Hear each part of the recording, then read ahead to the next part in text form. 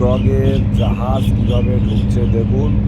প্রত্যেকটা জাহাজ পার্কিং করা আছে।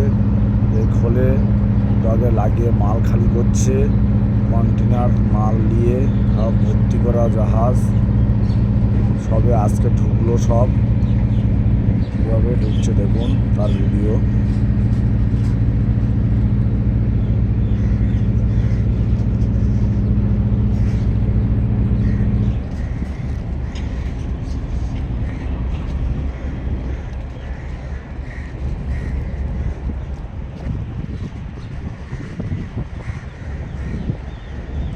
এইসব কন্টেনারগুলো দেখছো সব জাহাজে করে আসছে, প্রত্যেকটা জাহাজে সব লোড করে মাল আসছে।